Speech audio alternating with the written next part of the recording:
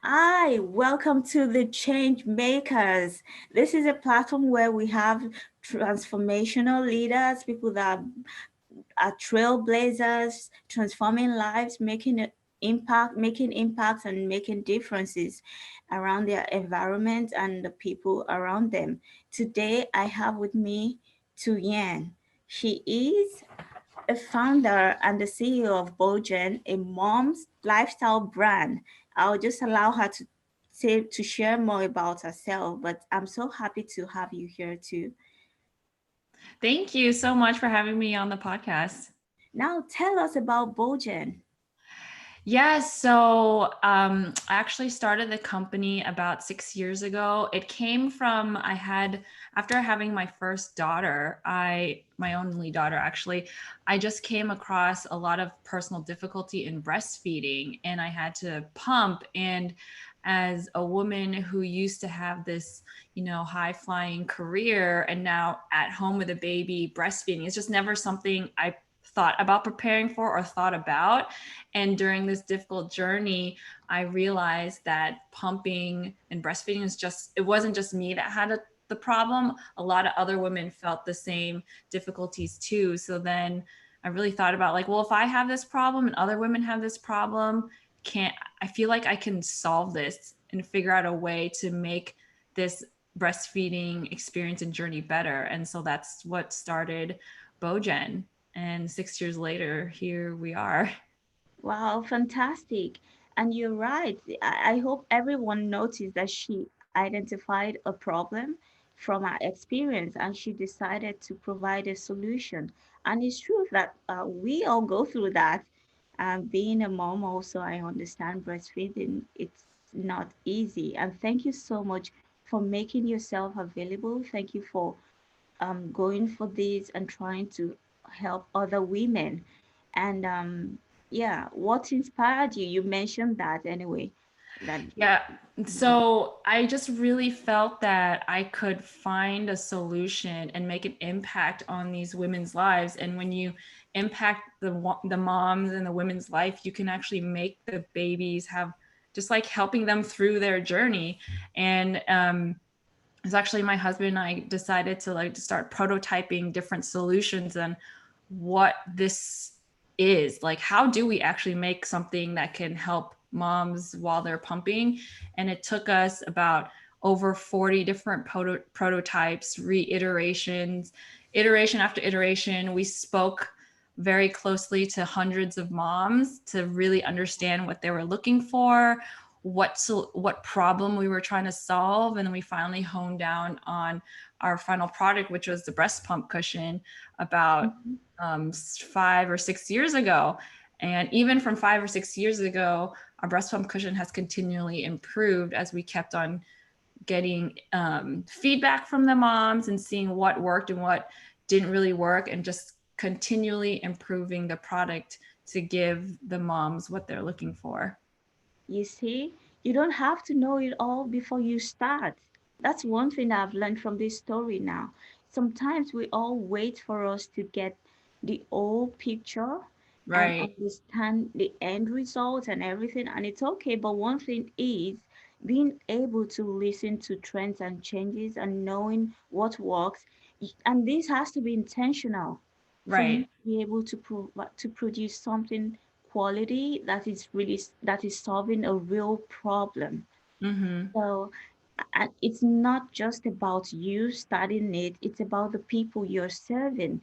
Can you explain what it's like assisting a mom? Can, for example, based on your experience, Yeah. what do you do when you meet a mom up to the delivery stage? Yeah. Right. Well, yeah, you actually made like a really good point. The whole journey through the whole entrepreneur journey and through product development, it was never about me. It was never about trying to be this amazing, famous founder. It was Mhm. really about honing in and focusing on the customer, the mom, and the mom experience. So, really listening to what the moms were saying as what they felt was challenging, to really understand the problem, because sometimes people say something what the problem is, but they actually mean something else. So you actually have to like peel back the layers and dig deeper. And Oh, it's yeah. all about what value can I bring to the mom, not about me. It's becoming an entrepreneur is not about the entrepreneur. It's really Right. focused on the customer.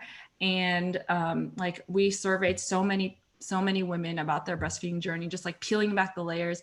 They say, they might say pumping hurts, but like what does that actually mean? Like peeling back, what does it feel like? Really understanding what they feel and addressing that. Because when you hit that core of Mm-hmm. why and what they really mean, it Yeah. resonates even deeper for the Yeah. customers, and they can align with you and your product and your brand even better. Sure. Yeah. So when you started, was there a time you experienced rejection, negative comments, or yeah, from friends, families, or anyone? Yeah. So I feel like that's like always part of it. Mhm. There's rejection from, you pitching your idea when you don't really have a fully thought out idea. Yeah. So there's always going to be family members who are concerned. They like, are you sure you want to quit your Mhm. full-time job? Like my background is finance. I went and got my master's degree from Mhm. NYU, and I thought I was going to be this high flying like banker. And then and it didn't Yeah. happen the way I thought it would. And that's okay. I think people should realize that just because they think they should be one thing doesn't necessarily mean they have to be. And so I kind of just found my way and figured it out along the way. And Right. also, like you said, when I started, it was definitely like I knew everything and I was going to give everybody my solution. It's not that at all. It's like you come up with an idea and you test it out. Most Right. of the time, you're going to be wrong.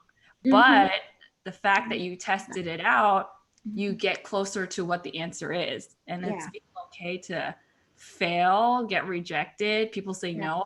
You have to be kind of like, you have to have that grit and that okay to fail, because failing isn't bad.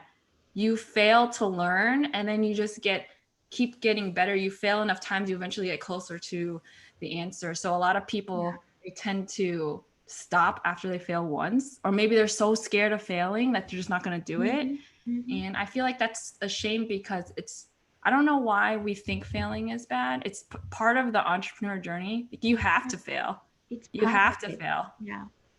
So, It's a learning process, it's a learning journey where you know what works, how to improve. So it's a matter of perspective, and you need to be right. able to train your mind, because you are going to receive a lot of punches. You are going to try something that wouldn't work, and it's okay. Yeah. You I need to would be say gracious with yourself.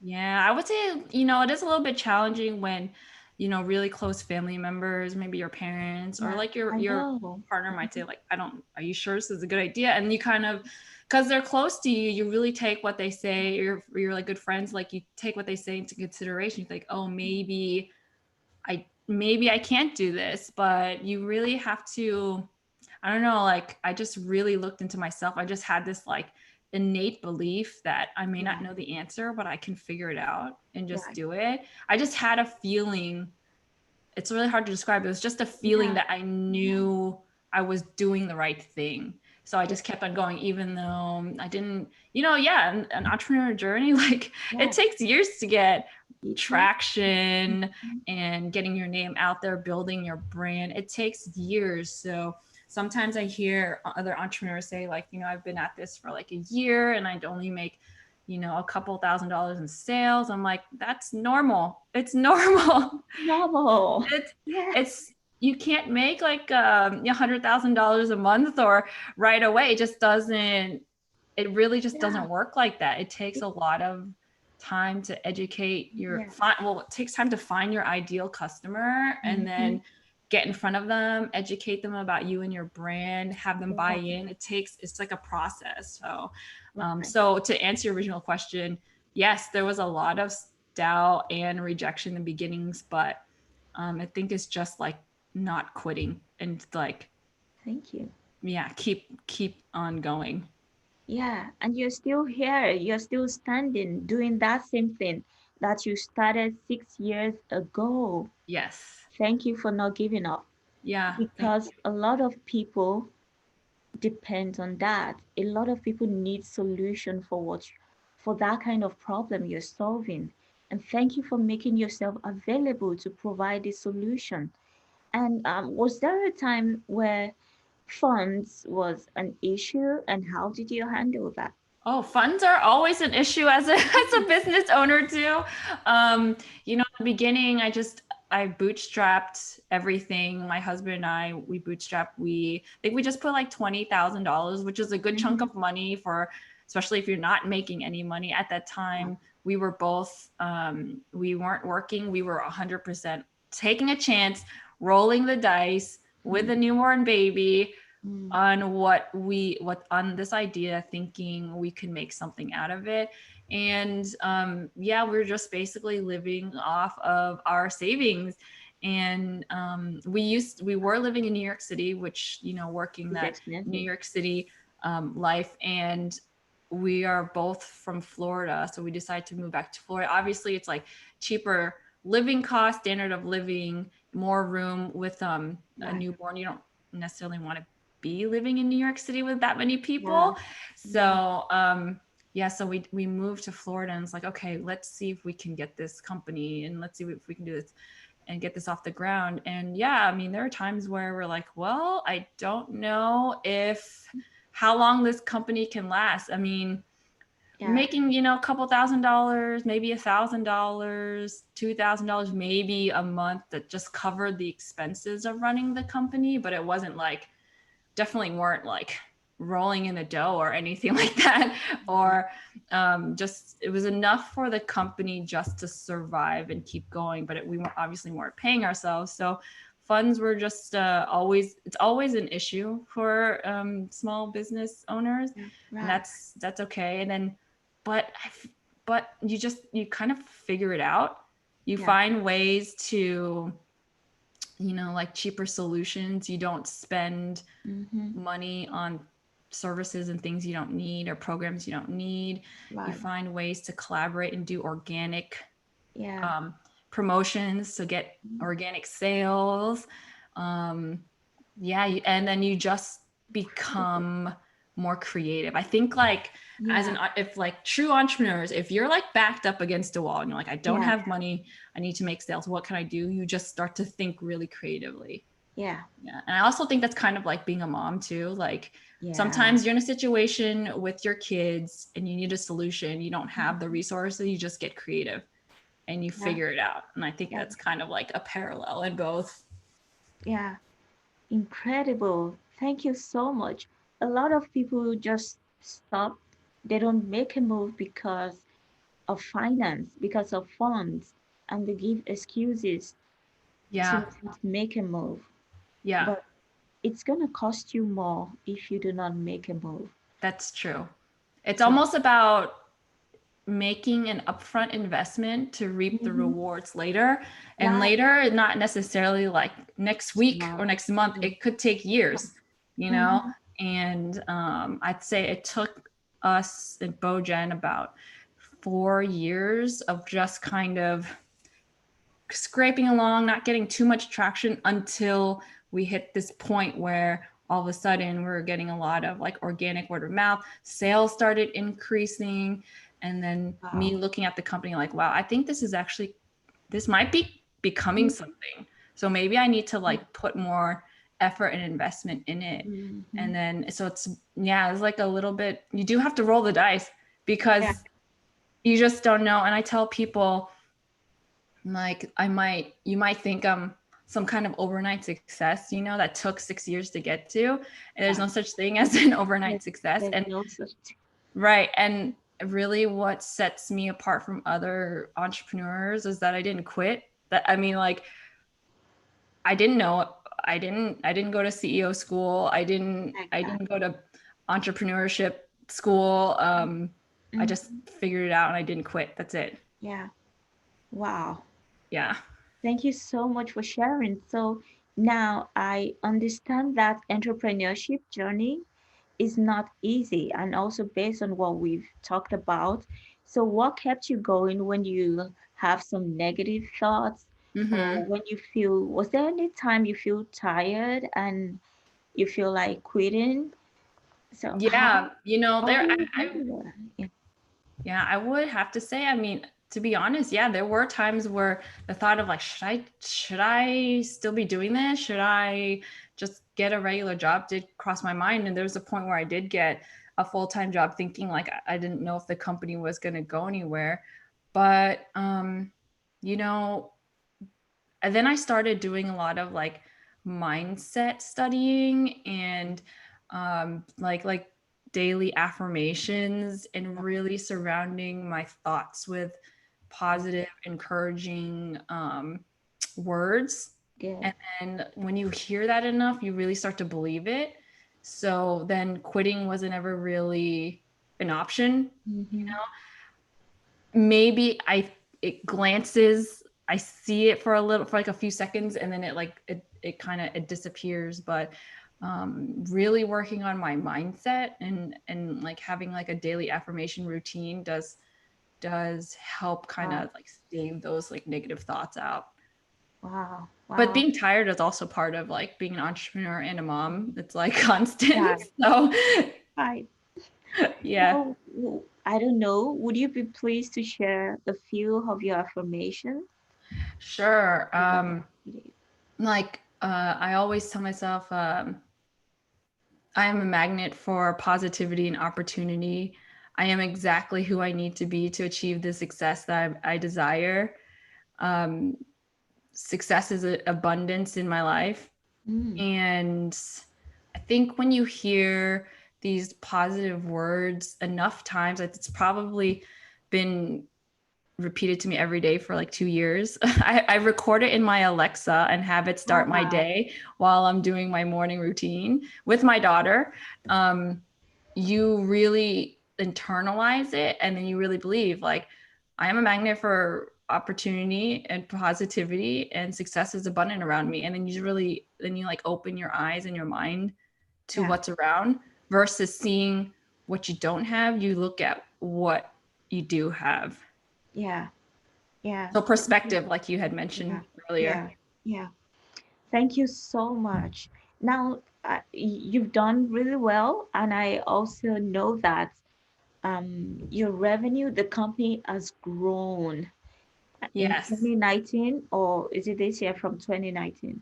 Has really So been multiple. Yeah. yeah, from 2018 2019 we Okay. 11x our revenue, and then Wow. in 2020, which has been one of the most challenging years for I'm sure a lot of people. Yeah, for a lot of um, people.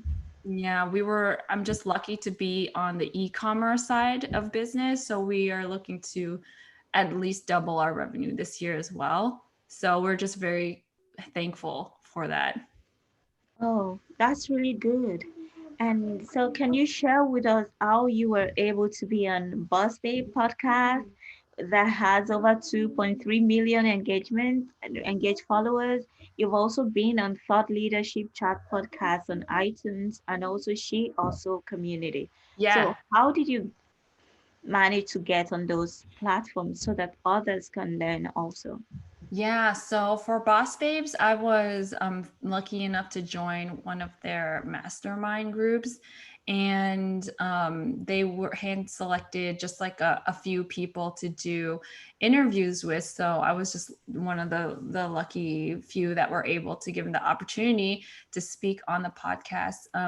A lot of I mean, their audience is a lot of newer entrepreneurs in both like service based coaches and some product based companies. So they've wanted to bring on somebody who could speak about how the journey that they took to build a product based business.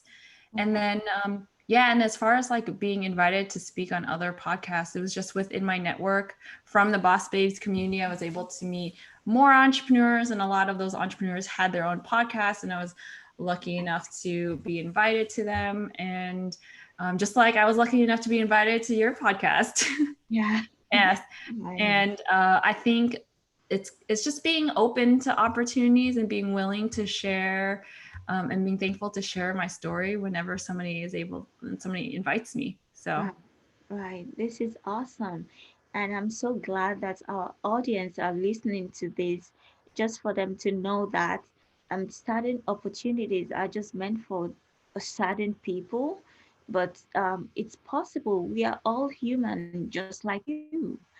And so you need to network. You need to network with people. You need to be open to opportunities, mm-hmm. and you need to be aware of when opportunity is just right in front of you, and Yes. just maximize the opportunity.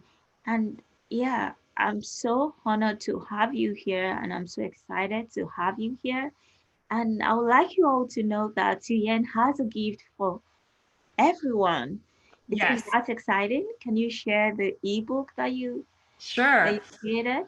Yeah. Yes. So I also do e-commerce business coaching. So I work with other online business entrepreneurs, and something that I really honed in on in 2020 is being able to launch products and promotions. And I basically, like, I wrote an ebook on all the steps that you can take to Yes. plan and execute a successful online product launch where you can make $10,000 or more in that product launch.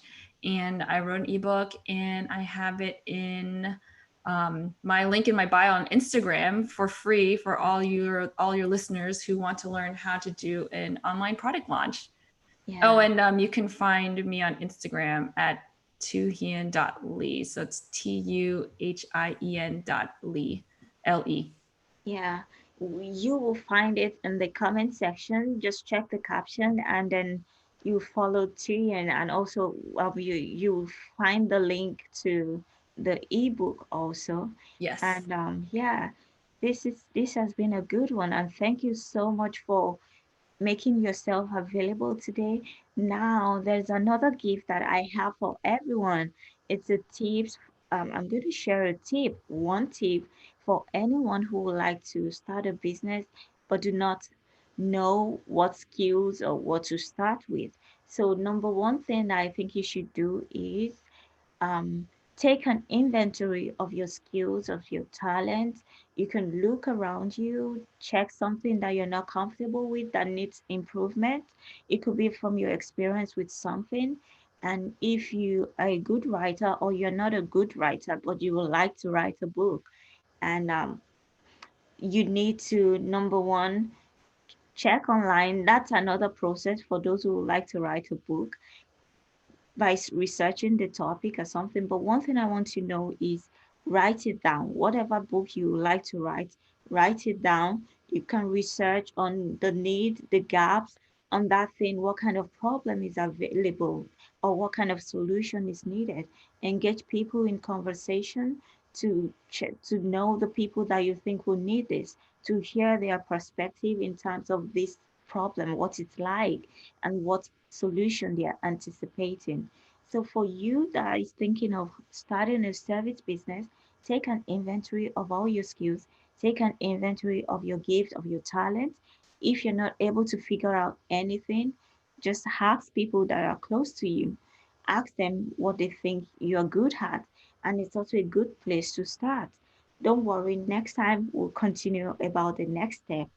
Thank you for watching. Subscribe, and so that you receive notification, press the bell so that you will be notified anytime we come online. And follow Tu-hien on Instagram. She is a trailblazer. She's Thank you. making a huge impact, making difference. So you need to know that it's not because she's special. Of course she's special, but it's not because of that. It also took a process. It took processes. It took her years of journey to get to where she is now, learning and unlearning, finding what works. There was a time she was also tired.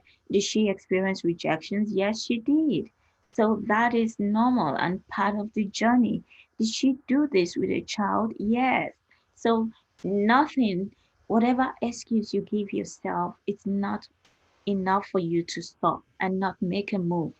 So you alone is the only one that can hinder you from making a move, from doing what you are supposed to do to make a difference, to start that business, to write that book, to serve people. And look forward to the next episode, The Change Makers. Bye.